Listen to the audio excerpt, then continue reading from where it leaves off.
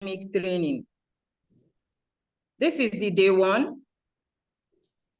Sorry, Fanny, the meeting is being recorded. Am I supposed to click got it? Yeah, got it. Okay. This is the day one of the training. And I understand that we have a mix-up of people from different academic cadres, but the training is for basic research. So I'm going to be sticking with basic research. I beg your pardon, especially those in the PhD level. We are going to be sticking with basic research so that everyone can be on the same page. So I'm going to share my slides now.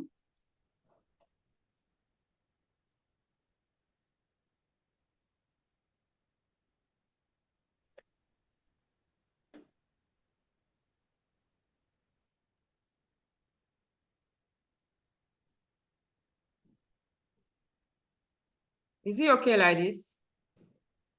Yeah, you need to click on play. Play. Yeah. Yes. Slide play. Okay, slideshow. Yeah. Okay. Cool. Let's look at the contents of this presentation. The first one there is research, what it is and what it is not. Then why do we need to conduct research? Characteristics of research, kinds of research, how to come up with research ideas, how to conduct literature review. Then we are going to be looking at common challenges faced by researchers and provide some solutions to those problems. Then that will bring us to the end of the presentation. So what is research? The word research originated from a French word, rechercher, which means to search and search again. So research is not just what you do and stop, you continue to search. Then the English version also has two syllables, re and search. We all understand that re means to repeat something, repetition of something. So research means continuous search for knowledge. You keep searching. You don't search once and you stop. No, you continue to search until you get to the answers to a problem which you are looking for the solution. Then there are several definitions of research. A lot of definitions of research from diverse authors, but we are going to be looking at a few definitions, which I think will be a guide in this training. The first definition says that research is a quest for knowledge through diligent search, investigation, and experimentation for the discovery and interpretation of new knowledge.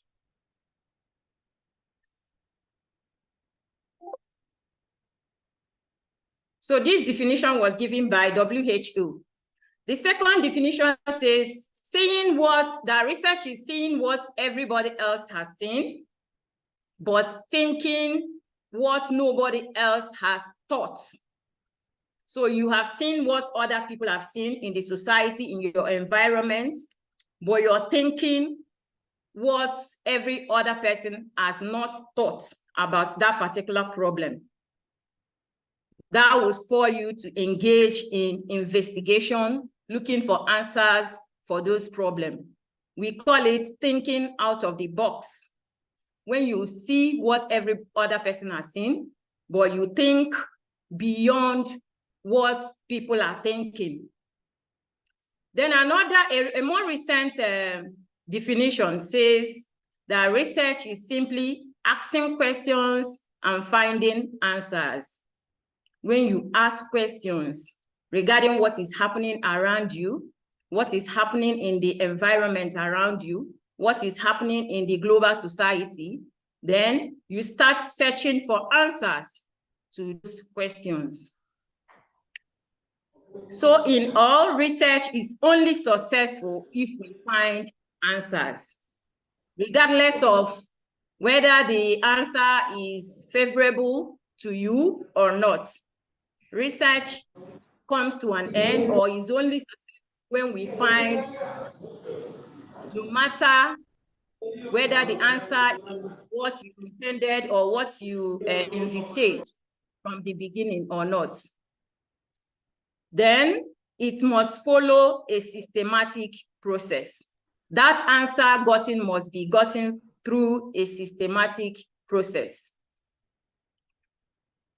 So this chart here is a linear representation of the research process. We also have the cyclical representation, which is in a circular format. But I'm going to be using this linear representation. The first process or the first step in a research process, in any research endeavor, is to define your problem. How do you define your problem? You select a problem that is in your society, a problem that you feel like this thing is disturbing, is of concern to human beings or concern to the environment. Then you define that problem in specific terms. That is the first step to every research endeavor. You identify the problem and the variables in the problem situation. You must understand the topical issue that you want to study before you embark on any research. That's number one. The second step is to state the research questions and objectives. You must have a guiding question or questions and your research objectives. Most times when students come up with their research questions, they will come up with a different objectives. No, your research questions and your objectives must tally. If you have your research questions stated before your objectives, then the objectives must also reflect what you have in your research questions. Then hypothesis. This is usually not compulsory, but when you want to include it in your research, it must follow your research questions. It comes immediately after your research question or research objective, depending on the format that is followed by your department. So hypotheses are a kind of speculations, assumptions that we make before we embark on a research activity. For example, we can speculate that female students do not consume carbonated drinks more than male students. This is just a speculation, which may turn out to be true at the end of your research, or it may be false. Then when it is true, we do what? We accept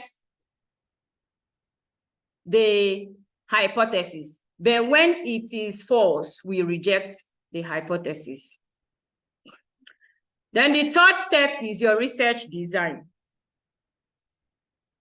Research design is all about defining the research method, the approach through which you are going to get to solve the problem, which you have stated. We have a lot of research designs. Time will not permit me to go through them one after another, but I'm going to talk generally about research design. We have exploratory, then explanatory, then it can be qualitative, it can be quantitative. Then your research method is based on the kind of design which you have chosen. Then you have sampling. But before you do your sampling, you must state your population.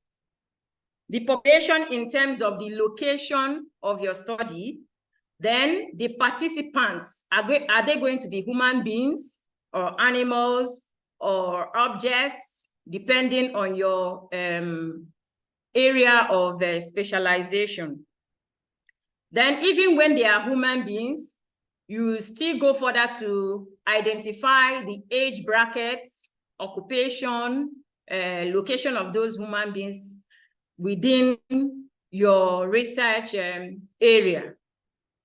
So all those things are going to be identified in the process of your research, even before you embark in data collection. You also develop your research instruments. For those in the social sciences, your research instruments in terms of survey, if you are carrying out a survey, you can use questionnaire, you can use interview, you can use other research methods, depending on what you want to find out, what you want to achieve. Then you select your units of analysis, as in the units of study. How are you going to administer the questionnaire? To whom are you going to give your questionnaire? For instance, I'm using social sciences because we carry out survey most of the time. Take, for instance, you have chosen Enugu State University as your area of study, of the location of the study. Then how are you going to select the units of study? To study Enugu State University as a whole is impossible, except you don't want to finish the research. How is units of analysis or units of study selected? First of all, you need to do a kind of sampling procedure. You go down to the university, you know or count the number of faculties they have. If the students are your targets or the participants to your study, you first of all know the number of students in the whole university. That will now give you a preview of how many students are involved. Then from there, you can now calculate the sample size, which is going to be the actual number of participants in that study. Then you now go further to select the faculties that will participate in your study. When you must have selected the faculties, you come down to the departments, and the third level could be the level of study. Because when you come down to the department, excuse me, you have 100 level, 200 level, 300, 400, as the case may be. So you need to specify those steps in your research, and by the time you are carrying out the research, it will be very easy for you. Then data collection. Collection of data involves meeting or reaching out to your proposed participants to collect the data. You can do this through various ways. It's either you go face-to-face and administer the questionnaire to them, or you can do it through email, telephone. Nowadays, we can use WhatsApp groups, Telegram groups. You can even share your questionnaires through Facebook and other social media platforms. Then analyze data to answer the questions or test hypotheses. That's the next step. When you must have collected your data, you arrange them and analyze your data to answer the research question which you have mentioned initially. We find out that sometimes students identify their research questions from the beginning, but during analysis, they will introduce all manner of questions that are not specified earlier. Please, whenever you are writing or whenever you are carrying out your research and you have specified your research question and your hypothesis, stick to whatever you have mentioned initially. Do not start injecting questions from here and there. No, stick to the initial plan. Then after analysis and test of hypotheses, Then you write your research report. The report writing is documentation of everything that we have done. Okay, then what research is not. We are done with what research is, the process. Now, what research is not, what it is not. Research is not a mere gathering of information. Take, for instance, when you apply into people's profiles on Facebook to check on them, to check on their activities, to see their pictures and monitor them like we do call it. It is not research. You just want to gather information, which you may not even use for any meaningful purpose. So research is not mere gathering of information. It is not the rearrangement of known knowledge. No. Sometimes when you give students assignments to carry out a basic research, they will just go and copy what others have done and remove the author's names. Some will not even mind sending you the journal link and the DOI of the journal, of the article. That is not research. Then research does not follow a fire brigade approach. No. You want to carry out a final year project, which is supposed to run for 6 months. You will wait, then 30 minutes, maybe 2 weeks to the submission. You just go and package 1 or 2 documents and send to your supervisor. And you'll be expecting a B at the end of the day. No, it doesn't work that way. You must sit down and plan your research, execute it, and put up a report and be able to defend whatever you have done. So it is not a fire brigade thing. Research is not just for a specific group of people. Everybody can do research. If I can do it, you too can do it. Everybody can do it.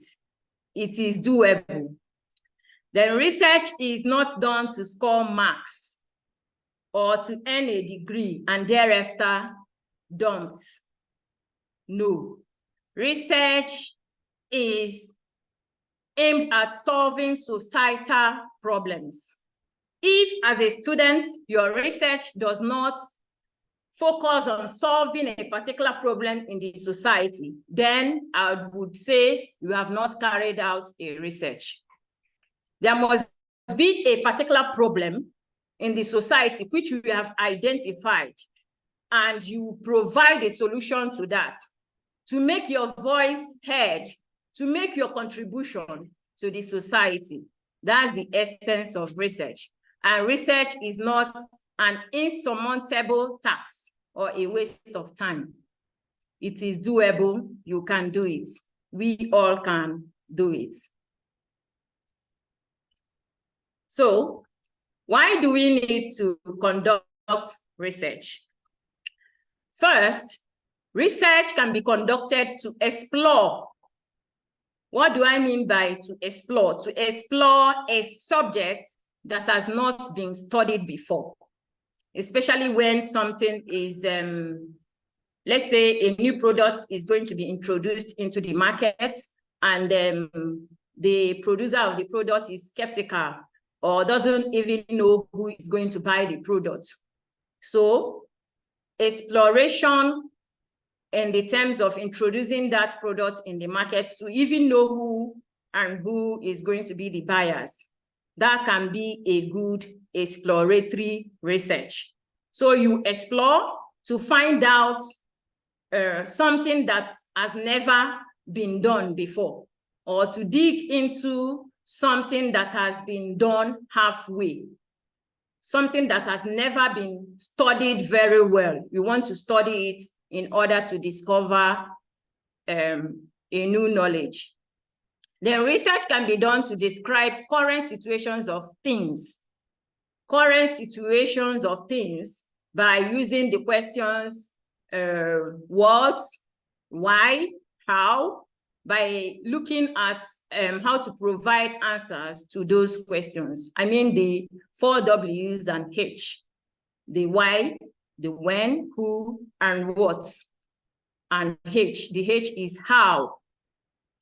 For example, you can ask, why is students committing suicides? Why is students committing suicides? Then you can now study into that and describe the situation, who is involved in the suicide thing. Then what is the reason for them committing suicide? Why and when and how do these things occur? Then research can be done to explain causal relationship. The cause of an event can be studied. Why is the geriatrics still interested in becoming Nigerian presidents? So we can study that to explain the causal relationship, the cause of that event. Then research can be done to also predict future occurrences. When you want to predict what can happen in the nearest future, research can be done to achieve that. Then research is aimed at providing solutions to societal problems. I've said that.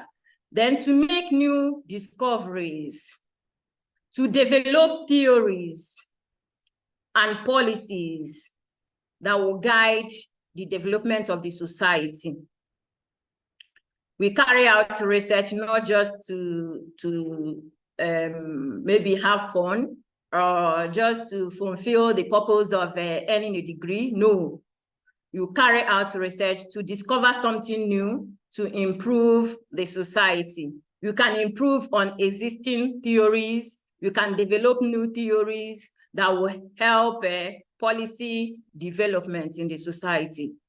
Then research can be done for the development of ideas, products, or modifications of existing products and ideas. Take, for instance, the iPhone this, iPhone that. Apple has been using modifications to improve on their existing products through research. When the new product is in the market, they will test it and see the usability, what people are using it to do, and the likely features which they can introduce to improve on the existing products. That's why we have iPhone 13 Pro Max, 14 Pro Max, and the new 15 Pro Max. Then let's look at the characteristics of research. Like I mentioned earlier, research must have a problem identified. You must identify a problem which you want to solve. Then a research question or hypothesis, the speculation or the assumption which you make before you embark on research activity. Then at the end, you will be able to know whether your speculations are right or wrong. Then your goal, objective, what is the aim of your study? What do you intend to achieve at the end of your study? Then you have, sorry, I need to remove this so I can see the slides, yes. Research must follow a specific procedure or procedures, as the case may be. For those who use mixed methods, it must follow specific procedures. It is a systematic process. You don't go to collect your data when you don't have your research objective.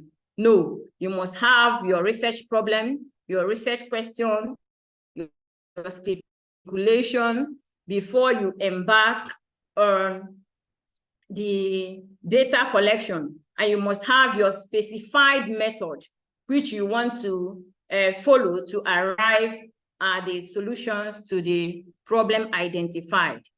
Then you must collect your data and interpret your data. Most times students just collect data and present it just the way it is, no interpretation. Interpretation is needed Interpretation is your own contribution to knowledge. When you state that 58% of students in mass communication embark on cheating during exam. So what is the implication? The implication is the interpretation of that result. So you must be able to interpret your data. Tell us the implication of your results. Then you arrive at a conclusion. If after carrying out your research and you don't have a conclusion, I don't think you have done anything.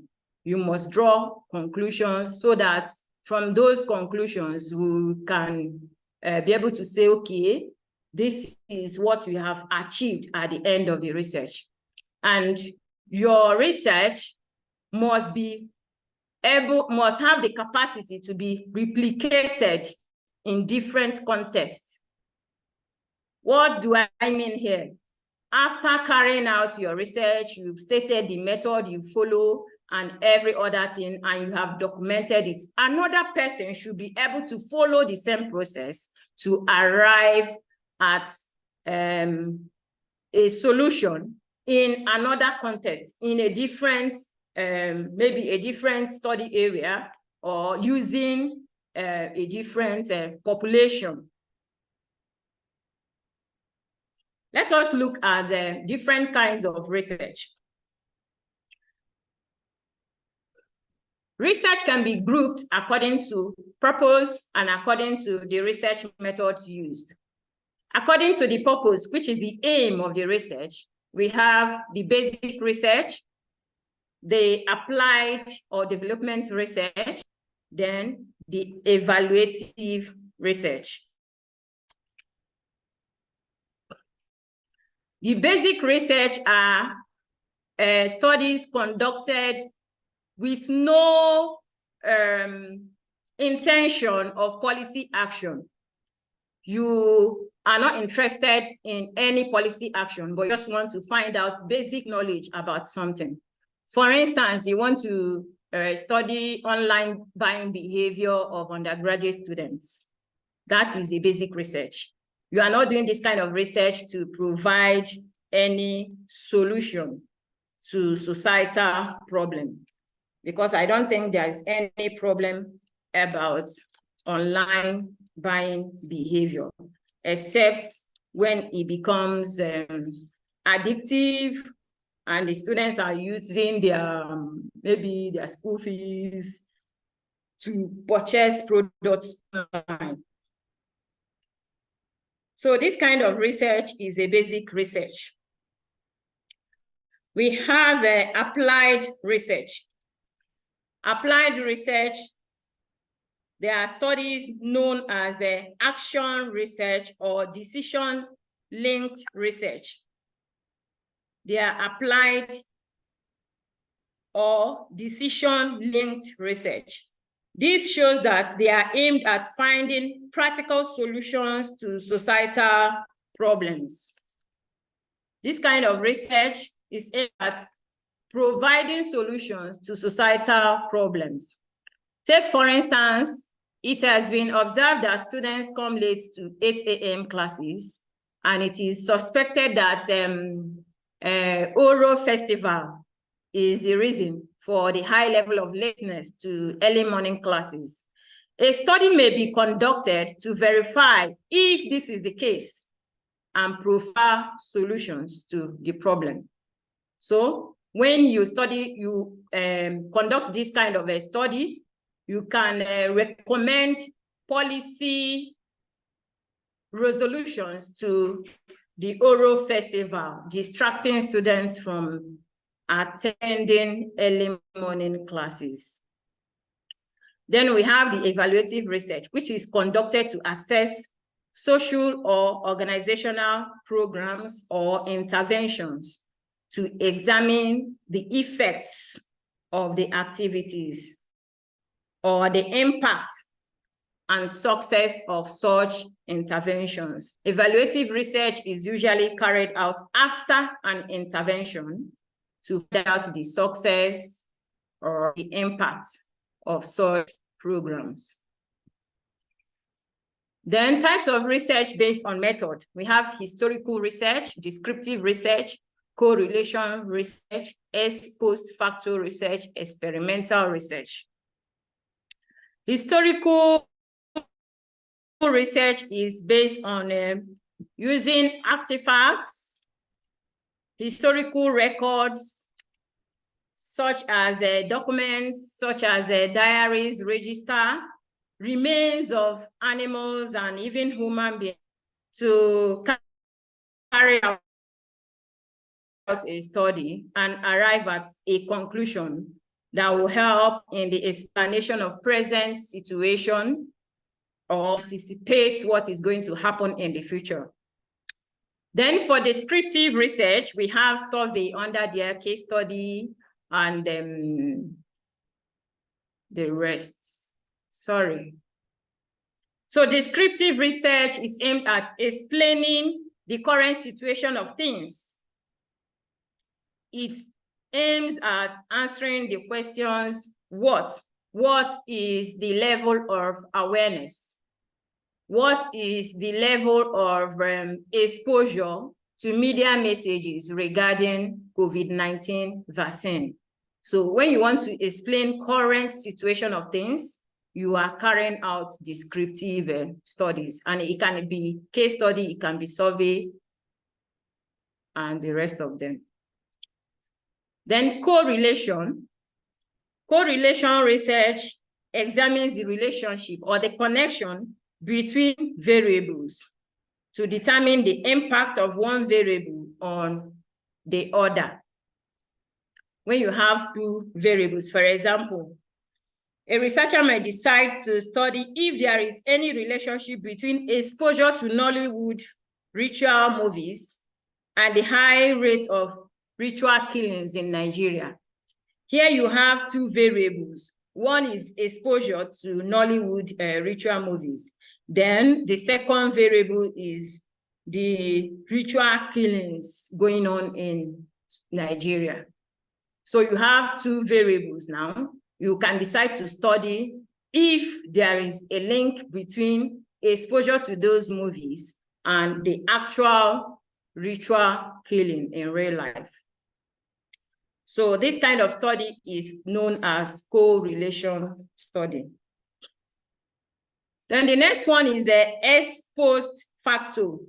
Ex post facto aims at discovering the cause and effects of a phenomenon, the cause and effects of an event.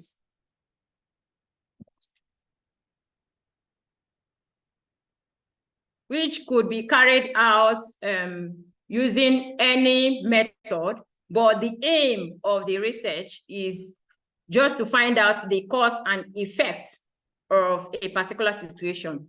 For example, we can study the cause of the election violence in Lagos State during the last election and determine its effect on indigenous and non-indigenous relationships in the states right now. So the cause and effect, there was something that happened, an event happened. We can determine the cause and also examine the effects, the after effects of that problem on current situation of things. So that is ex post factor. Then the experimental research is usually consists of two groups of participants, the treatment group and the control group. The treatment group is the group that is usually manipulated to measure the effects in comparison with the control group. Those of us in the sciences will understand better. Okay, let's look at other types of research. We have the quantitative research, which is based on measurement of quantity using numbers and frequency to draw conclusions. Oh yeah, go. Leave this, please. Quantitative research aims at measurements. When you aim at using quantity, numerals, when you use numerals, numbers, and frequency to determine your answers or to arrive at a conclusion, then you are embarking or you have embarked on quantitative study. While the qualitative is the opposite of it, when you use verbal expressions, opinions of people and their experiences to draw conclusions. Here you don't count numbers or the frequency of occurrence, but you use people's expressions, their opinion, and their experiences to arrive at your conclusions. So qualitative studies usually make use of focus group discussions, interactions. You don't count people, how many persons said yes, or how many persons said no. No, this is not the case here. You measure based on opinion, experiences, based on observation you can observe. Then you can engage people in focus group discussions, interviews, and you record the verbal expressions, including the non-verbal expressions in qualitative studies. Then we have cross-sectional studies. This is based on time when the study is conducted. For cross-sectional studies, they are conducted once at a particular point in time. That is to say that you just conduct the study once. You don't go and repeat the same study over and over again. Most of the studies carried out in undergraduate projects or master's projects are based on cross-sectional examinations. Then we have longitudinal studies. These kind of studies are conducted over a long period of time. Let's say 1 year, 2 years, 3 years. Sometimes you see a study that covered a decade, 10 years. Such studies are known as longitudinal studies. Then we have baseline surveys. These ones are conducted when there is absence of data to facilitate project intervention. When an organization wants to embark on an intervention and they are not sure of how to go about it, of who to recruit, of who to engage during the intervention, they first go and conduct baseline survey to be able to have specific answers before their interventions. Then you have impact assessments. This is undertaken after a project must have been executed to measure the benefits or if there is any change of situations after the intervention.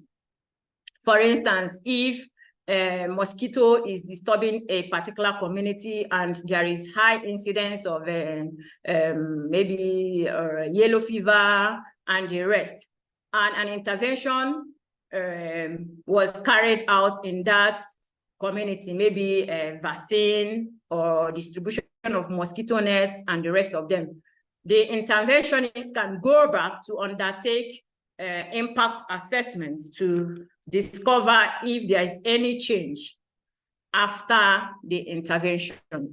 Then we have feasibility studies, which are conducted mainly for business purposes. Then the last one there is a review. These ones are based on just critical analysis of facts or information aimed at making evaluations of a subject to make contributions to knowledge. Here, you are not going to any field to collect any data. You can do that while sitting in your room, while in your office, while in the classroom. You just surf the internet or you use printed documents to analyze a subject and also make your own contribution to knowledge. Okay, let's look at the sources of research ideas. How can you get viable research ideas? Top on the list here is the United Nations Sustainable Development Goals. The new UN Sustainable Development Goals has 17 agendas. There are 17 agenda on the UN SDGs. Then those 17, each one of them has their sub-targets. Take, for instance, health. When you come to the SDG 3, which is good health and well-being, you still have other sub-targets under health. We have maternal health and well-being, elimination of neglected tropical diseases, and the rest of them. There are about 17 also under the health agenda. The same thing applies to other SDG goals. There are 17 of them. When you go out there, you can search on your Google SDG Sustainable Goals, Sustainable Development Goals. You will see 17 of them. Then you click any one that you're interested in. You will see the sub-targets. Then you can align your research to any of those areas. Why is it important to do this? The United Nations has decided to pursue this agenda till the year 2030. So from now till 2030, those goals and targets remain topical. They remain topical issues. When you align your research to these development goals, you have the possibility of getting them published. But when you decide to recycle what people have done that will not contribute to solving societal problems, it will be very hard for you to publish your research findings after at the end of the research. Then the number 2 there is local problems. Local problems. You look around your society, look around your environment, you will see so many problems that needs to be solved. So you identify those problems and you can as well link them to the United Nations Sustainable Development Goals. Look out for local problems with global relevance. Local problems with global relevance. Then, local and international news. Most students do not listen to news. Even when they do, they don't pay attention. They prefer watching comedy skits and the rest of them. Please listen to local and international news. From listening to the news, you can get a very good research topic, which you can study and arrive at a solution and provide recommendations to the society. Then recent trends in your field of endeavor. AI, artificial intelligence, is a recent trend, and it can be applied in every area of human endeavor. If you base your research on AI, chatbots, robotics, how it can be applied even in your own area of academics, your own field, it's a good option for a research topic. So look at the recent trends in your discipline. Digital communication is a recent trend in mass communication. Is a recent trend in even other using digital devices is a recent trend in fact, in all areas of life. Technology has permeated all areas of life. So when you align your research to technology, AI, robotics, I think it's a good way to have a topical research idea. Don't forget that recency matters a lot when you're choosing a research topic. If the idea is not something that is recent, if it is not something that is new, I don't think there's any possibility of you getting it published, except for predatory journals. Then suggestions for further studies. When you read articles, research articles in journals, please go down at the last part of the journal publication. You will see suggestions for further studies. That is a good way to source for research ideas, because the author must have mentioned things that he or she did not cover in her own study, which other researchers can study. So you can take it up from there and carry out your own research study. Then replication of existing studies, like I've mentioned earlier. Your research should be able to be replicated in other contexts. Someone has carried a study in Afghanistan. Someone has carried a study in Malaysia. You can as well domesticate that study in Nigeria.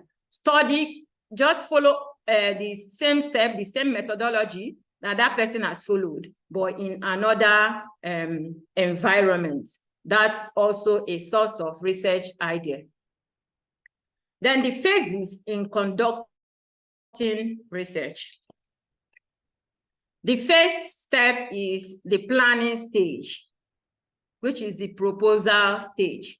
If you look at my diagram, you discover that the planning stage is more voluminous, or it occupied more space before the project stage, which is the actual investigation. And lastly, the documentation stage, which is the report writing.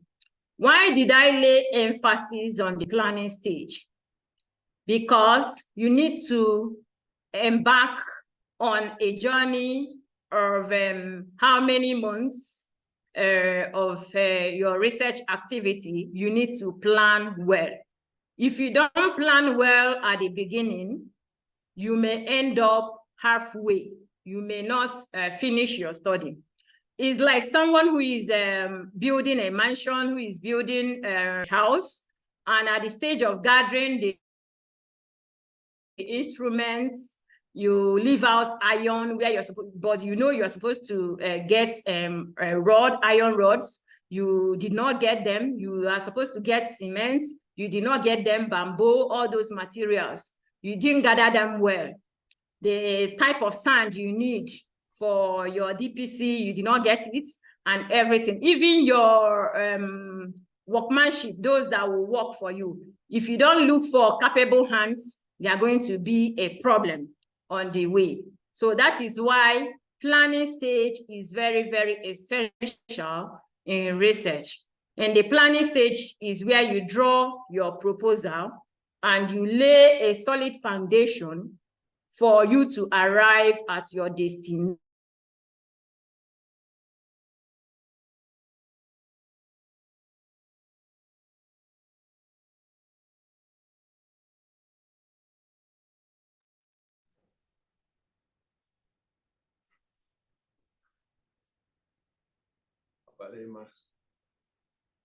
Seems our resource person is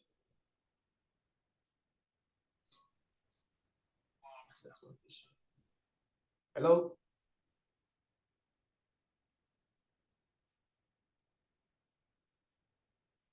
Hello, Dr. Charity.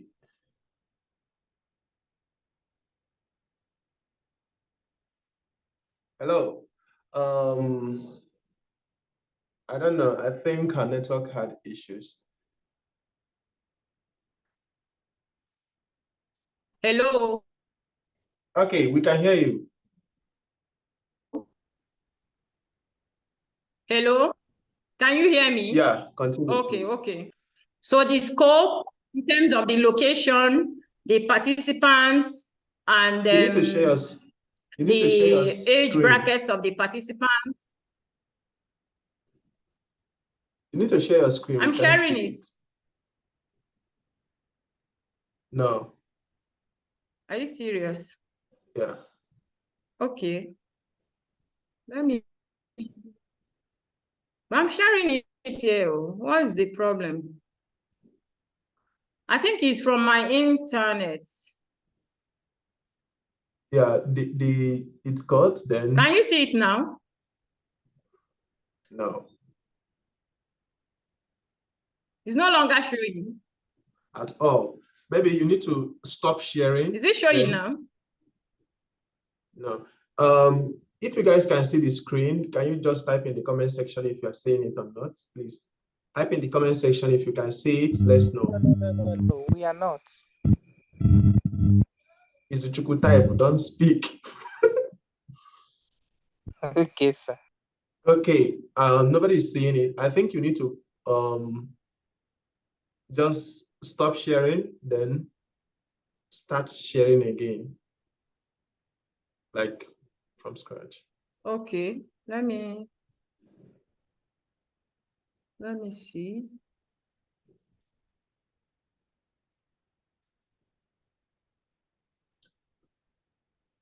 We have like 10 more minutes so we can have time for questions.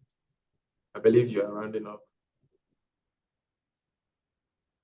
Ah, Jesus Christ, what is this? Okay, I should stop sharing, then I can. Yeah. Stop sharing, then start again.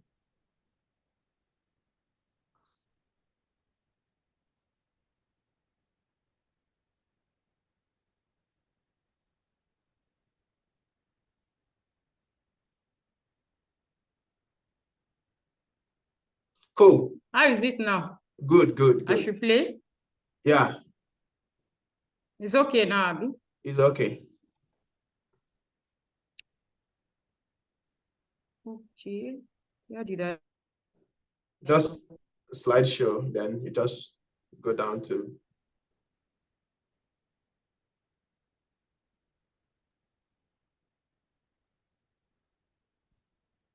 I think we are getting close to the second to last slide.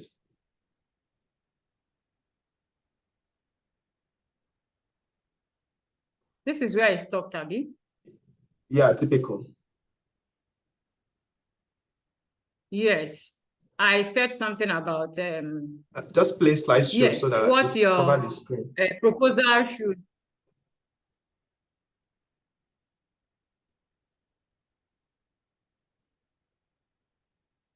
Sorry.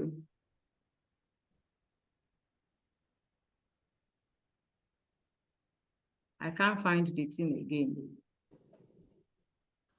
Down, yeah. Slide B. It's down here.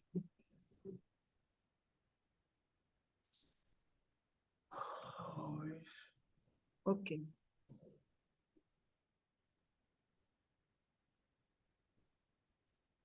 Yeah. So I said your proposal should consist of the background, which is the introduction, the objectives, the scope, and the significance. You must be able to mention why your study is significant. Then the source of data, how are you going to be collecting your data? Is it from secondary sources or primary sources? Then you mention a little bit of past studies, what others have done, and your own contribution, which you are going to be making to the study. Then your proposed method of arriving at your research questions or solving your research questions. Then things to note before engaging in literature review. Please, you must understand your topic. Understand your topic. Then the whole concepts in your topic, understand them very well. Then the objectives of your study, the proposed method. Then I've mentioned past studies before. Then existing theories that are related. Find out existing theories related to your study. Then how to conduct literature review. Literature review is in 3 parts. The first one is the conceptual review, which is the review of all concepts in your research topic. Review of the concepts in your research topic. Still using exposure to Nollywood ritual killing movies and its effects, or the relationship between exposure to Nollywood ritual movies to real life ritual killings in Nigeria. You understand that ritual killing is a concept, Nollywood is a concept, then exposure to Nollywood movies.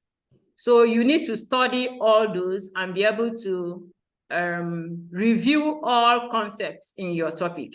Then empirical review is the review of past studies, the previous studies on that topic and related topics, so that you'll be able to understand what previous researchers have done on that topic and discover a gap which your own study will be able to fill, so that you can make contribution to knowledge. Then theoretical review is all about a critical review of previous theories, existing theories that are related to your topic. How do you know the theories that are related to your topic? In every field of academics, we have theories that we are familiar with in those fields. Then if your research is interdisciplinary, you can cite your own theories and cite the theories in other disciplines and be able to analyze them critically to make a kind of a comparison with your own work, your findings at the end of your study. Then how do you find the lacuna or the gap in literature? First of all, you need to pay attention to the research objectives of the previous studies. Pay attention to their research objectives.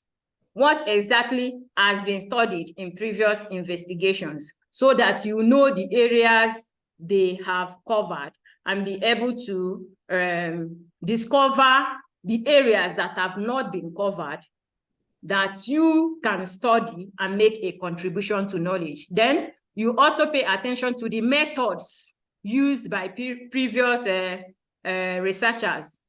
Qualitative can be used by one person, then you can do the same study using quantitative method, or you can decide to use a mixed methods, employing qualitative and quantitative together. Then the scope of the study. You look at the population or the context and the sample in terms of the participants. If it is a survey study, you look at the sample of the study, who were involved. If it is old people, you can decide to study young people. Take, for instance, many of our studies focus on child abuse. Nobody is talking about geriatric abuse. That's abuse of old persons. You can decide to study abuse of old people in your own study to make contribution to knowledge. So this is how you discover the lacuna in literature and be able to make a contribution by studying what others have not done, so that you have your voice being recorded in literature. So you look at the research objectives, you look at the methods used and the scope of the study. That will help you to discover what previous studies have done and be able to do your own study, deviating from what they have done to make a contribution to knowledge. Then let's look at the sources of literature. How do you gather literature when you are doing your literature review? You can do it manually, and you can also make use of electronic databases. Personal communication of your lecturers during classes, your class notes, your lecture notes, comments from your lecturers can be cited in your literature review. You can consult books, newspapers, magazines, journals, gazettes, law reports, constitutions, audio and video clips. As far as it is authentic, you can use them and cite the author and the year of the publication. Then you have electronic databases. For communication studies, we have communication source, which is a database for so many communication journals. Then we have Google Scholar and so many of them. For those in the engineering, we have the IEEE Explore. We have a collection of open science research, which is core. We also have Public Library of Science for those in the sciences. So you can consult all electronic databases for journals, for articles in different areas. Then here comes the almighty referencing style. How do we reference? Referencing is always a challenge for students, especially those in undergraduate level. We have several referencing styles. The upper style is the one that is most popular in Nigeria, and the recent version is the 7th edition. So whenever you are writing, you make sure you understand the upper style, be able to cite in text, and also your reference list. Please, whenever you are downloading any material online, once you download, immediately open a page and copy out the reference of that article so that you will not forget. Because most times students submit 30 pages, 40 pages of literature review without references, and it's very bad. If you have such pages of literature review without reference, I will just say you have copied another person's work without even attributing the sources, without even recognizing where you copied those things from. So the referencing style, they are all here: Chicago, Harvard, LMA, IEEE, and Turabian. Anyone that is being used by your institution is there on Google. Go there and download the recent version and be able to stick to it, especially in the in-text citation and the bibliography, which is the reference list. For upper style 7th edition, this is how to cite in text. When the author to an article is more than 3, when you have like 3 authors, you state all the authors. But when there are more than 3, you use et al. This is it here. You use it instead of listing all the authors. That is in text. But on the reference list, you write out all the names of the authors. And for websites, you mention the person's name and the in-text citation. Then at the end, the reference list, please put the dates, like October 31st. Then you copy the link and insert it. We are not going to spend much time here. You go to your Google and download upper 7th edition for those in Nigeria. Then for others, like UK, I know they use Harvard most times. Please go to their citation guide links. I have the links here. For Chicago Citation Guide, this is the link. Harvard Citation Guide, then IEEE Citation Guide, LMA Citation Guide. The recent version for LMA is the 9th edition. Then you have the Turabian Citation Guide. Please go to Google and download the citation guide and follow it to make a good citation, both in text and the reference list. Citation is very, very important when you're writing any research reports. Then common challenges faced by researchers. Number 1 is improper planning. When you do not plan, you plan to fail, or when you do not plan well, you plan to fail. Please plan very well. The proposal should outline everything that you're going to be doing during the research activity. When you lay your foundation well, when you have a good, strong foundation, you'll be able to work well and get to the end of your research endeavor. Then there's another problem encountered by researchers, which is often challenging. A few or no existing literature.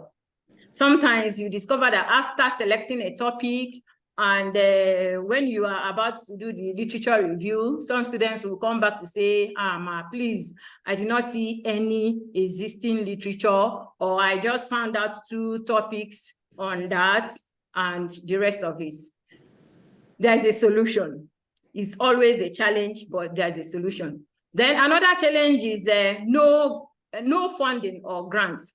Funding is a huge issue in Nigeria and most part of Africa because we do not have the resources. Funding research activities is very, very challenging. Sometimes you have a good study that you want to do, but funding will become a huge challenge to you achieving that. Then refusal from proposed participants. This one, we encounter this almost every day, especially we that carry out survey. Most times you go to the field and you discover that people are not even willing to accept your questionnaire. They are not willing to respond to you, and it's a huge challenge. Then lack of skill in data analysis. This is also a problem. When you have gathered all the literature, you've done the field work, but you don't know how to analyze your data. It is a problem. Most people encounter this problem, and we are going to provide solutions to that. Then time and material resources. Research is time consuming, and it also requires material resources. You need to make photocopies for those that are distributing a questionnaire in paper form. You need to make photocopies. Sometimes you need to take taxis. You need to go to the nearest community to distribute those questionnaires. So you need resources, financial resources for the research activity. Then what are the solutions? The first problem there is improper planning. I said you should plan very well so that when you have a good foundation in your research proposal, you'll be able to achieve your result. Then for literature review, few or no literature review, please do your literature review first. Conduct literature review first. That will be able to give you a hint or a preview of what you are going to be expecting. If you are not able to find out literature, enough literature on your chosen research topic, please, it's either you readjust the topic or you change the topic. Because if you don't have a robust literature review, it's going to affect your discussion of findings. Because after your analysis, you are going to discuss your findings in relation to previous findings on the same or related topic. If you don't have a robust literature review, it's going to affect you. So please conduct literature review first. Then when you discover that you don't have enough literature on that topic or related topic, what you do is you readjust the topic or you change the topic. Then another option is for you to search based on the research objective. Instead of searching using the title, you search based on the research objective. That way, also you can find literature. Then for funding, you can seek financial support from funding organizations. We have international funding organizations, especially for those in sciences and even social sciences. You can find support from funding organizations that are willing to sponsor research endeavors. Then learn how to persuade people. That's for solution for refusal from participants. You must learn how to persuade people. You leverage the power of network. If you have people in a particular community that you want to go and distribute your questionnaire, or you want to go and conduct interview, you can call on those people to come and help you. I believe when they see people that they know, they will be able to respond. Another way is to offer some incentives if possible.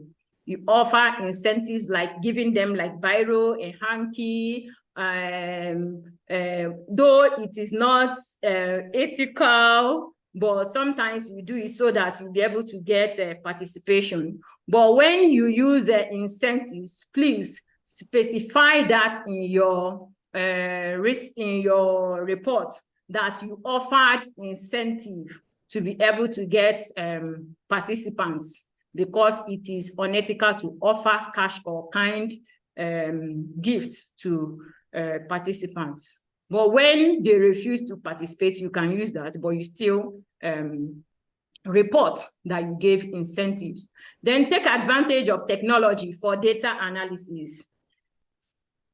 Please learn how to do Excel, SPSS, NVivo, Power BI, Python, SAS, Google Analytics.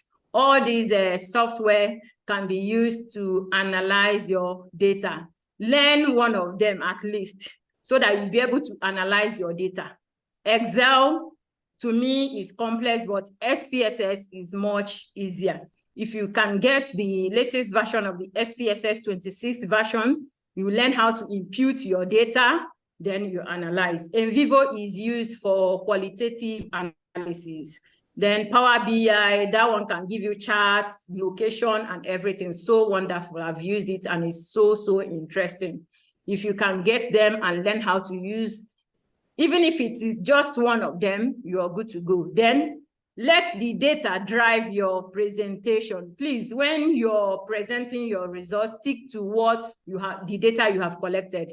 Don't start injecting results that are not related to your studies. Stick to what you have presented and let the data drive your interpretation. Then you can ask for help. If you don't know how to analyze data, there are people that can help you. There are people that do research for a living. They can help in your data analysis. But after doing the job for you, please learn, just calm down and master what the person has done for you so that you'll be able to explain when questions are thrown at you. Not when they ask you a question, then you now go back to the person that analyzed the data for you and start spitting rubbish, and it's not good.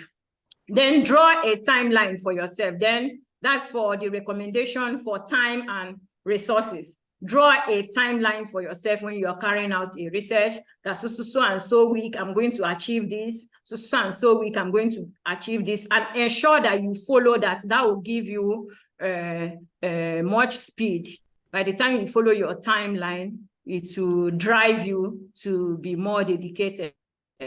Then you have to persevere. Perseverance is very important in research. You have to be patient enough to do everything that you need to do so that you get to your final destination. Then lastly, you need to collaborate. Collaborate with people in your field, even people that their field is related to yours. You can collaborate with people that are not even in Nigeria. Extend your coast, reach out to people in the same field, but in different universities. It must not be you and you and you alone. Teamwork is better than one person's work. Then, in conclusion, research is something that everyone can do, and everyone ought to do it. It is simply collecting information and thinking systematically about it. So everyone can do research. All of us can do it. If I can do it, you too can do it. And more importantly, avoid plagiarism. Please do not copy and paste people's work. Read to understand, then you interpret it in your own words and also cite the person that conceived that idea. Do not dump your research findings on the shelves. You need to get them published, because after following the rigors of research activities and you do not publish them, I don't think it is meaningful. So your research findings should be published to solve a problem in the society. Thank you. Thank you so much. So much. Thank you. Ms. We appreciate it. Charity. Thank you. Thank you. Very much, thanks, ma'am. Thank you you, so ma'am. much, Miss Charity. Thank you. Thank you. Thank you. I Okay. appreciate you people for listening to me. Ifeanyi, Okay. it seems he's disconnected. No, I'm No. going to take this thing. Adeze So speaking. yes, so we've come to the end of Mrs. Charity's presentation, and I'd like to say a very big thank you to her for the presentation on research. You know, it's been very insightful, and I think one of the major things I took from this presentation is the need to ask for help. You know, you can't do everything on your own, but even in asking for help, it's also important that we also learn from the help that we are getting, you know, and also collaboration, teamwork is very important. In the world of today, in the industry today, one of the skills that is required is your ability to be able to work effectively in a team. So I appreciate Mrs. Charity for her presentation. It was very insightful. And on behalf of everybody, I think we learned a great deal. So thank you very much, ma. Thank you very much. I also want to thank Mr. Ifeanyi for hosting this meeting. I want to thank Mr. Ifeanyi for hosting this meeting, and I'm going to call on Mr. Ifeanyi to take questions. So if you have any questions, please drop it. Thank you. Thank you, Adeze. All right. Thank you again, Dr. Charity. Here we go. We have some questions here. It's insightful, like lots of questions. Let's start from the first question is coming from guys, because we are many here, we can't afford people unmuting themselves. So if you can't type, but you really want to express yourself in speech, maybe you can raise your hand and I will grant you that. But otherwise, you should just type it in the comment. I think that will help us then, because when everybody starts to speak, it can get messy. We have this question from, just a minute. We have this question from Obina. Obina says, in course of your research work, assuming a project research in which an already existing objective and research question has been stipulated, but in conducting your research, you discovered new objective, okay, and questions to be answered. Is it advisable with the consent of your supervisor to include the new objective in your research based on your new finding?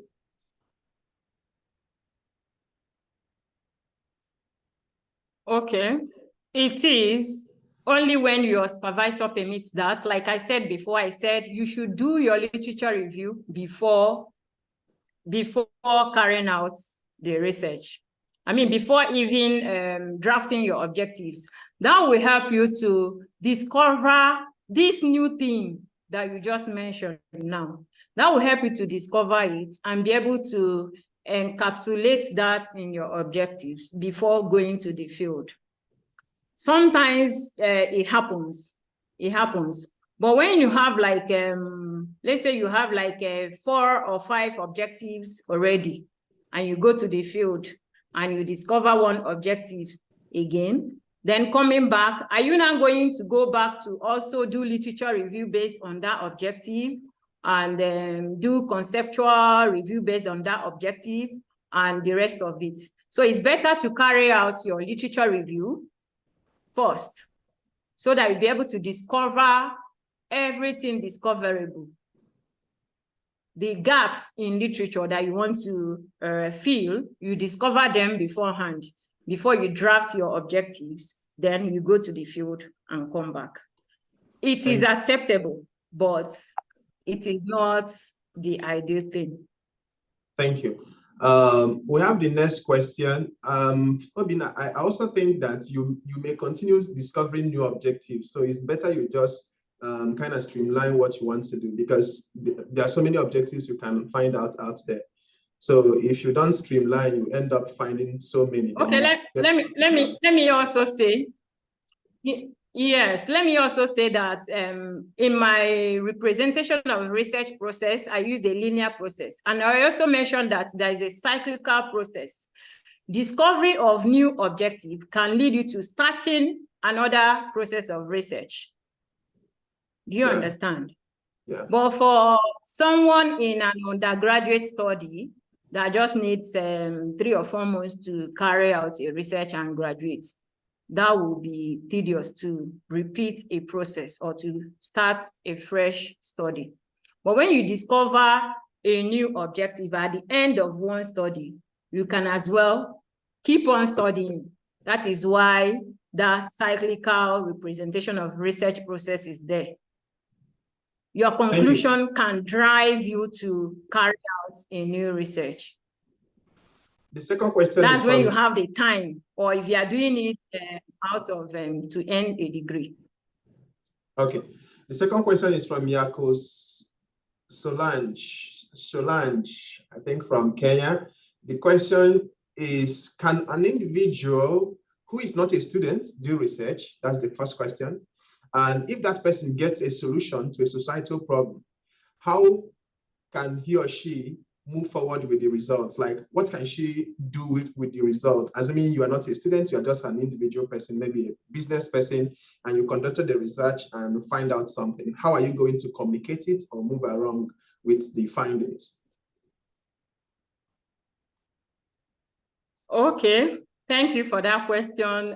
There was a time as a master's student, I wrote a paper, and one of my lecturers said I cannot be the lead author because I'm a student, that because I don't have PhD, I cannot be the lead author. So it's now kind of caused like an argument. I went to meet another lecturer who said that even a market woman can publish a paper. Even a market woman can conduct a research, as far as that research followed a systematic process and you're able to document your findings, you can publish it. You can publish it. As far as you followed the systematic process of research and you arrived at a solution to societal problem, you can put it out there for publication. It doesn't matter whether you're a student, whether you're a bishop, whether you're a business person, or you are on your own. As far as you're preferring solution to societal problem, it can be published. You have a say. Thank you so much. Except you don't know how to communicate your findings. Thank you. This next question is from Emmanuel Taye. He said, as a historian, how do you think we can write a good essay, considering that there is nothing new in history? So how can he publish something, considering that everything in history they're all in the past? So how can he get something new from history? There is always something new from existing something. Anything that is existing in this world, there is always something new. It's when you dig deep, it's only when you dig deep that you understand that there is a new perspective to everything that has been existing. So you just focus on that new perspective and be able to blow it so that people will see your contribution. In history, we study artifacts, remains, and documents. But those remains, they've been there for years. For instance, you discovered something which has been existing, but we do not know about it. People do not know about it. So when you come out to tell us about the existence of so archival material somewhere, that's when we are going to know about it. It has been existing, but we do not know about it. So there is always a new perspective to everything on Earth. There must be something new that you can discover, or you critique the existing ones so that you'll be able to make your own contribution. Thank you. I think it's interesting I said this because I'm taking a class on Earth history, and one of the classes was on biogeography of dinosaurs. So one researcher came out and said how dinosaurs were in existence during when mammals were evolving. And the existing knowledge is different from what he was bringing. And he gave us lots of evidence, you understand? So I think whether in history, it's in the Earth history that is, I mean, millions of years ago. Just like Dr. Charity said now, you can critique, you can find new information from what everybody has been saying. Probably they are not saying the correct thing. Probably they didn't give it a very good perspective. So you can always find something within that history. This question is from Chima. Chima say, in literature review, do we review ideas or works? Do we review the ideas or the works?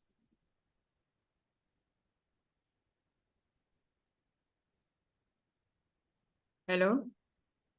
Yeah. Hello, can you hear me? Yes. It's like my internet is unstable. Okay. In literature review, I said it has 3 parts. You review the concepts.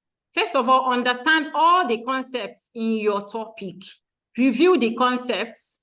Then you review past studies related to your topic before you go to related theories that are related to your study.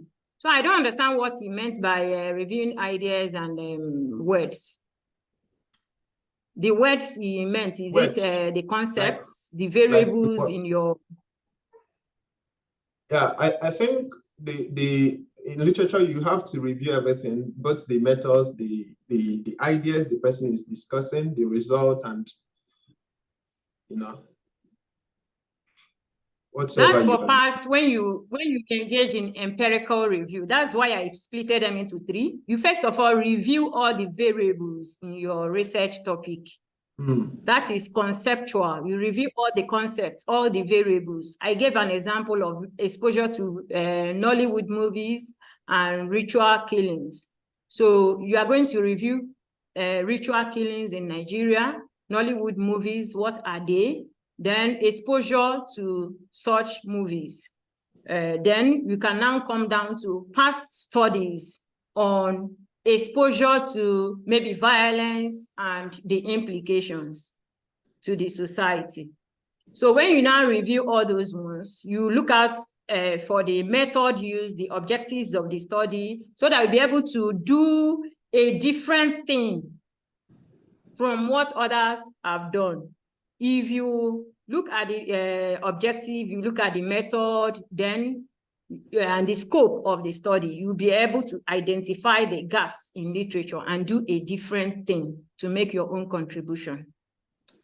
Okay, thank you. The next question so is... to answer your question, you review the ideas and everything. Okay. The next question is from Onyocha Charles. Onyocha said, can you please throw light on hypothesis? Okay. So can you throw light on hypothesis? Thank you so much. Hypothesis is just like a gesticulation or an assumption that you make before embarking on a research. Okay, let's say it's a guess. You are guessing the answers to your research problems. For instance, okay, I talked about the carbonated drinks, the way undergraduate students consume carbonated drinks. You may guess, okay, that female students consume or do not. Hypotheses are usually formatted in the null form. They are always stated in the null form. The null form is the negative form. Female students do not, or male students do not consume carbonated drinks more than the female. So when you state it like that, it's just a guess, the likely answer to your research problem. Then you now embark on the study. At the end of the day, after analyzing your results and you discover that the guess is wrong or right, then that will now lead you to making your decisions. And you test your hypothesis using statistical tools. It's either you use chi-square. I don't want to go deep. Yeah. Either you use chi-square or you use correlation, depending on what you stated earlier. That will now guide you on choosing the tools to use to analyze that. And you make your decision based on 0.05 significance level. I don't want us to go into that because it will bring a lot of confusion. Okay, thank you so much. So when it is stated and at the end of the day, you discover that your answer is wrong or right, so that is just a hypothesis. Thank you. We also, in pure science, we also do hypotheses. For instance, in my research, I believe that the groundwater coming out from Florida Bay is coming from Floridan aquifer. That is hypothesis. Then when you go out to the field and you collect your data, you find that the water is not actually coming from Floridan aquifer, it's coming from Miami aquifer. Then you now, the hypothesis you made is to guide you through the research, such that when you now confirm it or you reject it. So it's still the same thing, just that the process of testing may be different. Yes. This question is from Abu Bakr. Abu Bakr said, please, what are some considerations to make when selecting a research topic?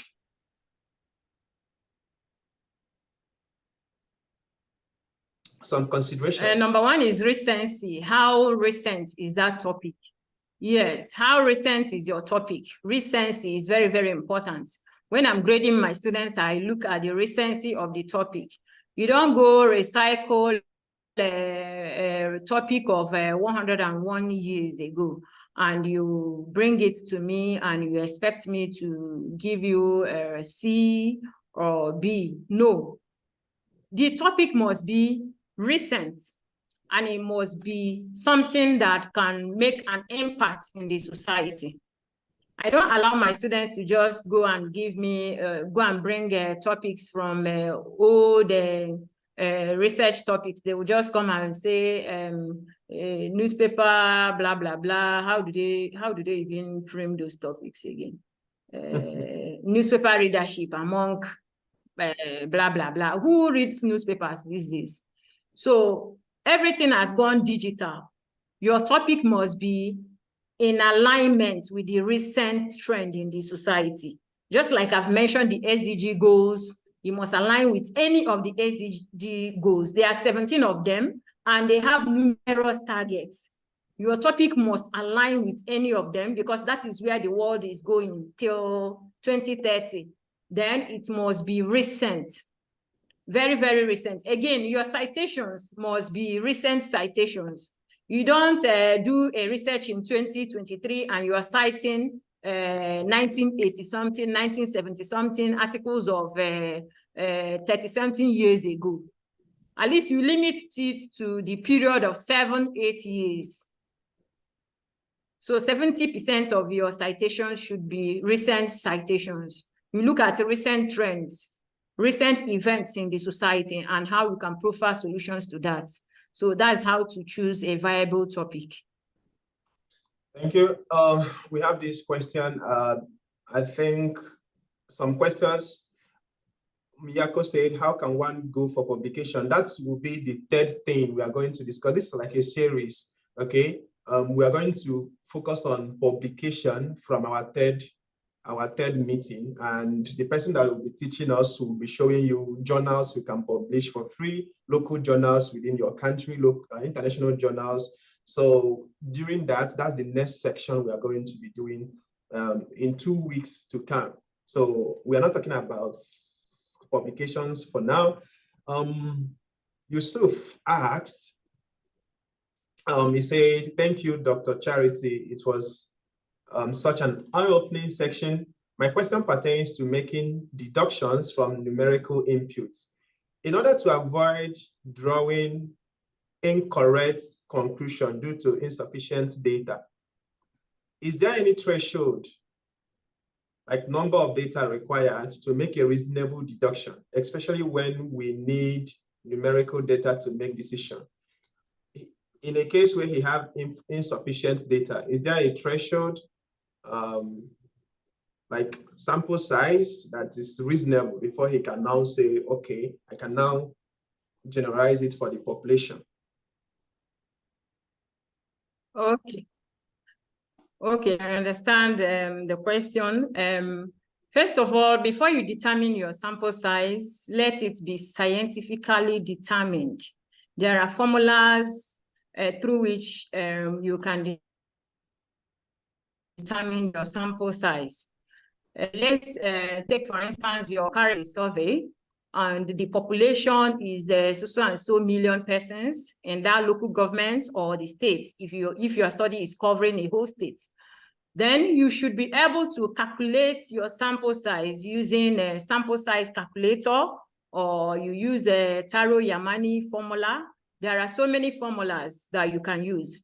Even when your samples, when your population is unknown, there is still a formula that you can use to arrive at an acceptable sample size.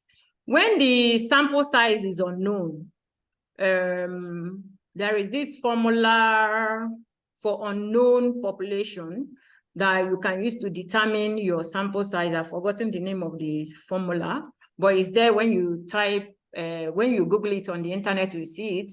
Then you use your population proportion of 50% and margin of error and your confidence level. You are going to arrive at 384 or thereabouts participants. So by the time you use that formula to arrive at that figure, you will be able to make your conclusions using them, and is acceptable. You generalize using that particular sample size, and it is acceptable. But when you just say, okay, I'm using a sample size of 200 participants without justifying how you arrived at that, it becomes questionable. But in some studies, you discover that, especially when you want to target specific population, and your targets are not plenty, they are not much, they are just a few persons, especially when you want to study organizations, maybe entrepreneurs, or maybe the CEOs of companies, they are just a small number of persons. It is still acceptable when you study those people, but be able to justify, state the population of your target participants, and be able to state the percentage that you drew for your study out of that population. Always use percentage of some certain percentage of the population, at least 10% will be enough. Then if it is a large population, you can use the formulas for arriving at your sample size. You can just go online and type sample size calculator, input the population, the proportion, and the margin of error, and you get your sample size. That is acceptable. Then, for instance, you have chosen your sample size, and by the time you go to the field, you discover that some people are not even willing to respond to you. You can carry out a mixed method. After doing your, maybe distributing your questionnaire, you can as well carry out a few interviews to augment your data, and you'll be able to draw conclusions. And when there is refusal, high number of refusal, please state it and state what you have done to conquer that situation. You must do something to conquer the situation. You don't just say, okay, that people are not responding, therefore I've gotten a limited number of data and I'm going to use it. No, you must push further. That is why I said you can offer incentive, You can buy biro, buy handkerchief, buy a little gift to give them, just to make sure that you persuade them to fill the questionnaire for you. But state it because it is unethical to offer incentive. You state it in your research as a way you used to conquer that problem. So determine your sample size through a statistical method that will give you a justification for using a little number of persons for your study. Thank you so much. I hope I've answered your question. Yeah.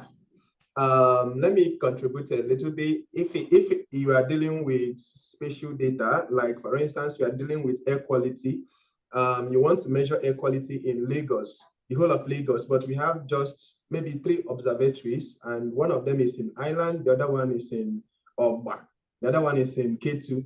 So how are you going to model the whole of Lagos?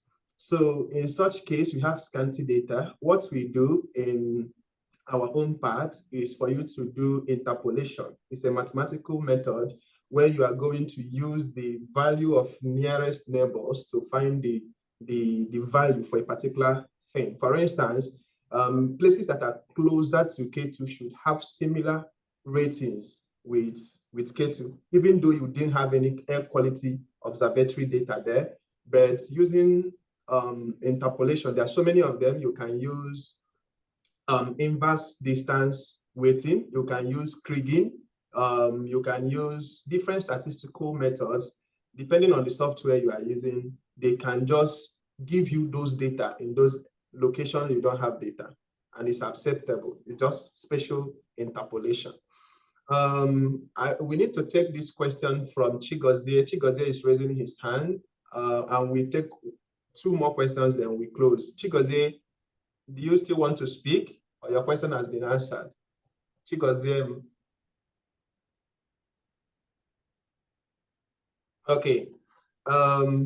We have one question here from, I think it's an oversight. Izuchukwu said, what is the solution when you have few or non-existent literature? What do? You are looking for a particular thing. There's one work they gave us to find the effect of pesticide on children digestive system or something like that in the United States. And that is difficult to find because not a lot of persons are looking at pesticide and children. So what do you do in such situation? You want to find a research, but it turns out you are the first person to do it. It turns out that you don't have lots of literature. Izuchukwu ask this question. Okay, I tend to disagree with you. Being the first person to do something in research, someone must have done it, maybe not documented online or documented somewhere. That is why it is important for you to publish your research, especially in open access journals, so that people will see them. Even when you don't have acceptance in open access journals, you can publish on your own website. You can send them on your own on the internet, and people will read it and be able to reference it whenever they are carrying out their own research. Then coming to your question, you said when you're carrying out a literature review and you discover that there is no literature on that, I said you should search based on the objectives.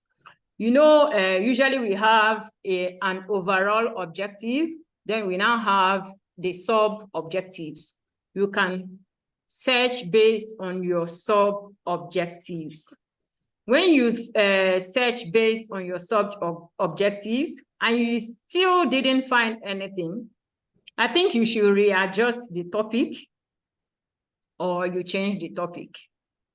Because literature review is very, very important, especially when you are the one doing the research. It's not an assignment, just like what you just said now. It is a research topic you have chosen that you want to do, and you find out there is no literature. It's either you search based on the objective, the specific objectives, level of awareness, level of exposure, what is the motivating factors for something, the cause of something. So you search based on that. You must see 1 or 2 articles related to your topic. But when you have done everything and you cannot find out topics related to yours, it is advisable that you adjust the topic or you change to be on the safer side. But when it is an assignment, you push further to get this thing, the literature as much as you can. You go to different databases, go to online resources, you must find out something. When you search IEEE Explore, search ResearchGate, search Google Scholar, go into those online databases, you must see something related to your study. I don't think there is anything that is new that has not been studied, but what we are trying to do is to contribute a new perspective to what has been done. I hope I've answered your question. Yeah, thank you. Hello. Yeah, thank you so much. The next question, we have to deal with those ones from our next section because Jacinta asked about applied research, and that is what we are going to be discussing from next section, which is next Sunday, God willing.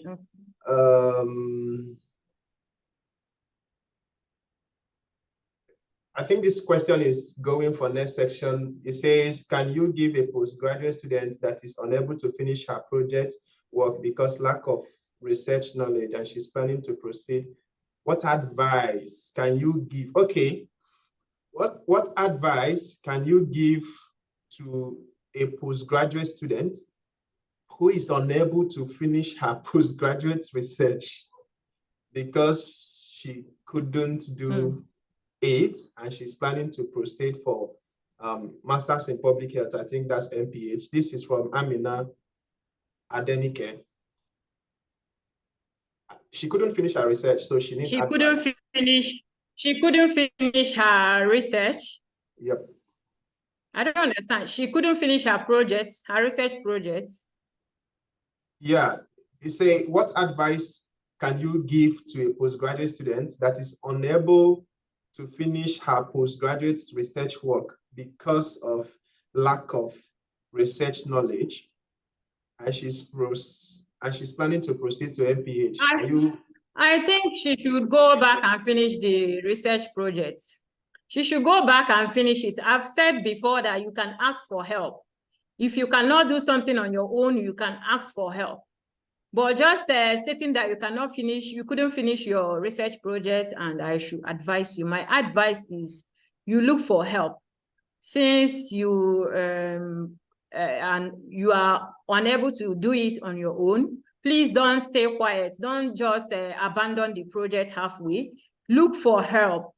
But after someone must have helped you, please go and master what the person has done for you so that you don't go up there at the defense and mess up yourself. Look for help. Collaborate.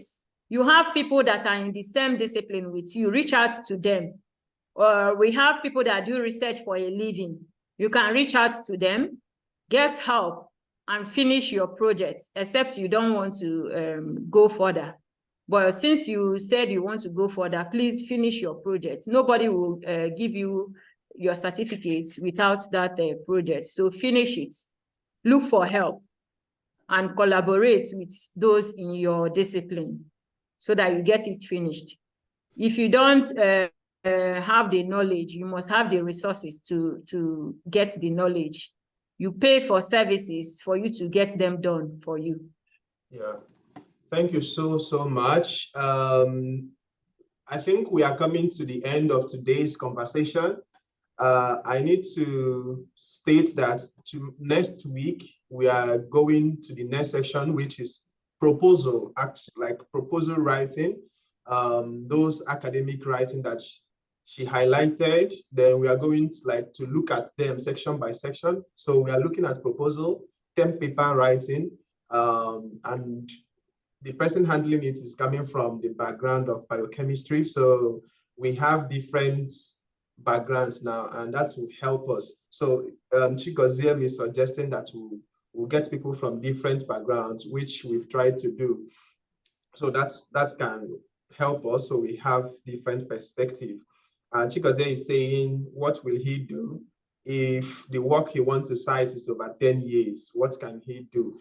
I think it depends on the field. Like people who are in mass communication are always in the your field changes faster, but someone who is in rock, like I'm studying rocks they don't change for 100 years.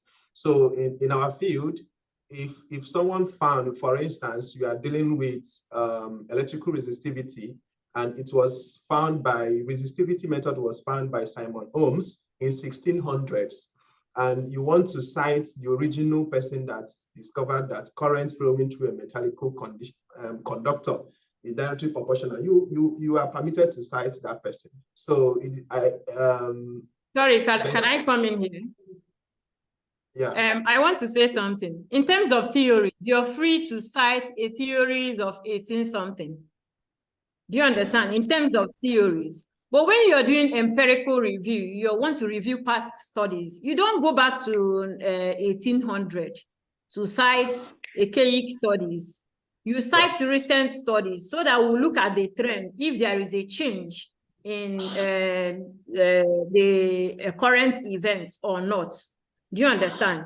But when you want to refer to theories, you're free to cite theories of 1800, 1900. Nobody will question you about that. But when it is empirical review of past studies, you must concentrate on not less than 10 years. Because things change. Yeah, thank you so much. Next week, we continue with essays. We are bringing someone, also a PhD in biochemistry, and we try to learn from her. Also, we are so happy to have Dr. Charity today. Please, Onyinye, you can mute yourself, please. I can't even find Onyinye. So the goal of this training is first to train you on the basics of research, because we are not going to be doing the research for you. But we're also trying to find if you guys that are in groups, because I could see Osas is here, and Osas told me last time that a professor in US here demanded that he should have a publication before the professor can accept him for PhD. So you see that you can actually lose important stuff just because you don't have a publication. So the goal of this meeting is if we can match people together, people who are within the same interests. I think the research topic Dr. Charity just gave us now is interesting to me, even though I'm not in mass communication, like the impact of Nollywood movies on ritual killings and stuff like that. So people who are within that environment can actually join together to do that research. So that's like my vision for us here, not just to join classes and you learn without practice. If you don't practice, it's useless. People who are in maybe geographers, people who are in remote sensing, we can also organize ourselves. I was speaking last time that we can actually do something without going to the field. The temperature of Lagos is increasing at what rates? So we can use satellite imageries to check the temperature of Lagos in 2000, temperature of Lagos in 2005, temperature of Lagos in 2010. And we have those data, they are out there looking for who to work with them. But if we can collaborate with ourselves, people in civil engineering who can also do, flooding, you can do a lot of things for maybe groundwater quality in Nigeria, lots of things you guys can do together. So the next phase of this gathering is for us to, I'm thinking if we create a Telegram channel where people with similar interests can now meet themselves. I know people who are in public health here. I can see Jeanette is here. Jacinta is in accounting. So we have like diverse backgrounds here. If we can join together and maybe 5 or 10 persons can just publish something out of all these things they've taught you, Those ones that are still in undergraduates, at least the experience we are getting here can help you to write your exams. I believe, and make your term paper, whatsoever you guys are doing. So I encourage you to be here next Sunday. I'll be on transit, but I'll try to be here. I'll try to join the sections. So look out for our emails. We are going to send you a link containing the Telegram channel once it is created. So when you guys join the Telegram's channel, you can now meet people within similar interests. And we have researchers here who can guide you, who can be your mentor. At the end of the day, we want you to progress. We want you to reach your goals. That's the main thing. If you have writing needs that you want someone to write for you, you are always open to reach out to our resource person. Just like I said, nobody is writing for you for free. If you know, I said myself, I write for a living. Dr. Charity can also help you if you wish to. Okay, nobody is telling you to give you their work. We teach you to do it. But in a case where you are so busy, I mean, some of you are professionals and you are busy, you can give it out to someone to handle. You know, you don't build your house by yourself just because you know how to chop block. There are people who are professional civil engineers and you give it to them to do. Okay, so with that, I think we've come to the end of today's meeting. I look forward to seeing your review. You guys should review whatever we've done. Tell your friends, tell your enemies. I'm also going to share the registration links in case some of your friends want to join again. They can register. Please don't give out the links because we don't want the meeting to be hijacked by unknown gunmen. All right. I don't know if anybody have any other thing to say. The record of the meeting will be posted on my YouTube channel and the link will be sent to you through your email. Okay. So when you get the link in your email, you can go and watch the video if you wish, because we can't send it through email. We may not have enough data to do that. So we just post it on YouTube. Everybody can go and watch when they wish to. I don't know if anybody have anything to say before we close for tonight.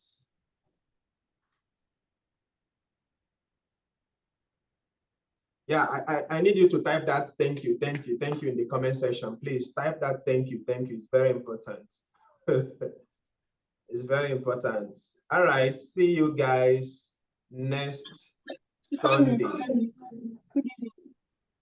Okay, who is speaking? Jacinta.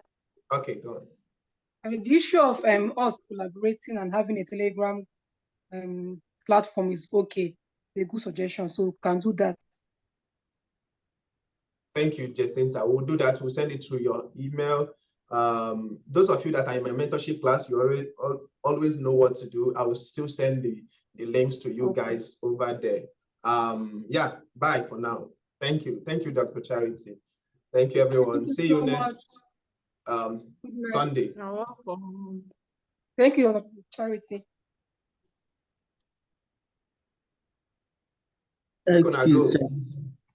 Thank you so much. You have done well.